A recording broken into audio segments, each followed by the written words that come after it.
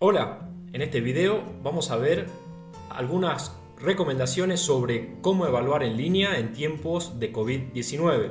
Para eso te propongo ver, en primer lugar, dos definiciones breves de evaluación. Después, en segundo lugar, avanzar con las distintas etapas del proceso evaluativo y por último, una reflexión final. Vamos entonces al concepto.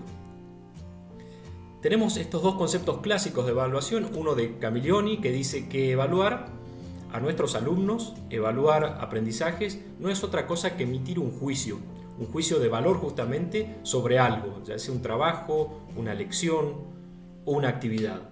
Y no tiene un fin en sí mismo, sino que el fin es tomar una decisión con respecto a la marcha del proceso de enseñanza y también de aprendizaje, por supuesto.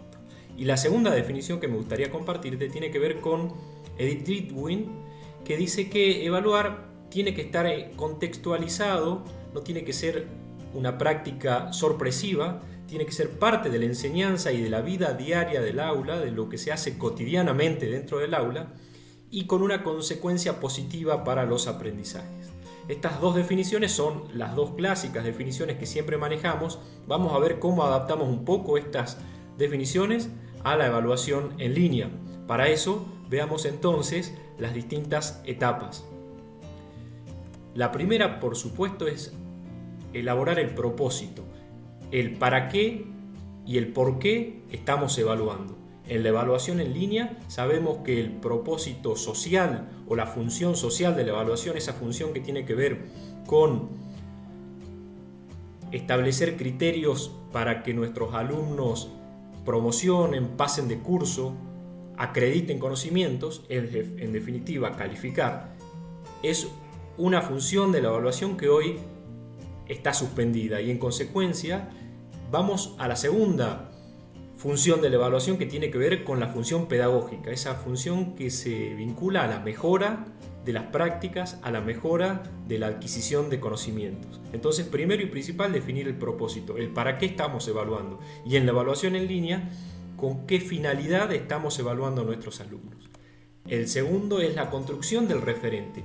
El referente es ese aspecto de la realidad que voy a evaluar, ese aspecto acotado de la realidad es lo esperable, lo deseable, ese producto que esperamos al que nuestros alumnos lleguen, es el fin del proceso de evaluación.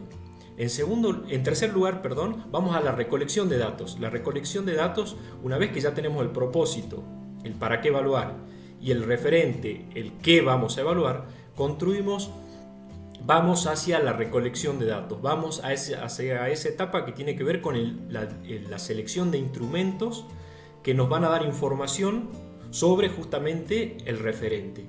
Entonces, esta etapa, que es la etapa fundamental en donde ya lanzamos nuestros instrumentos, en la evaluación en línea claramente ha sufrido cambios. Estos cambios tienen que ver con los test en línea, con las lecciones orales vía videoconferencias.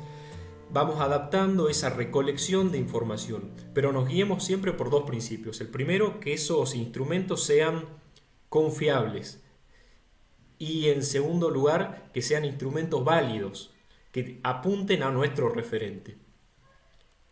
Cuarta etapa, una vez que ya definimos nuestro propósito, el para qué, ya tenemos qué queremos evaluar, cómo lo vamos a hacer, con qué instrumentos, viene la etapa de lo que sería la corrección de la evaluación o el juicio de valor que voy a emitir, que ese juicio tiene que ver con contrastar la evidencia obtenida en la etapa 3 con el referente construido en la etapa 2. ¿Sí? Cuando yo contrasto lo que esperaba con lo que obtuve, emito un juicio de valor. Y ese juicio de valor puede estar vinculado a un criterio normativo, es decir, una evaluación para comparar a los alumnos, un criterio de progreso que tiene que ver con ver el progreso de un punto a otro, de una situación inicial a otra situación de un alumno, o puede tener que ver con un enfoque criterial, si el alumno cumplió un criterio.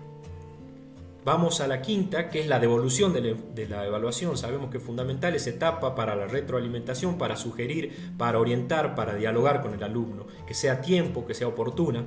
Y por último, la decisión. ¿Qué decisión vamos a tomar? Sabemos que ahora no podemos tomar ninguna decisión que tenga que ver con la acreditación de saberes y de conocimientos, sino que esa decisión tiene que ver con la mejora, cómo mejorar el aprendizaje de nuestros alumnos.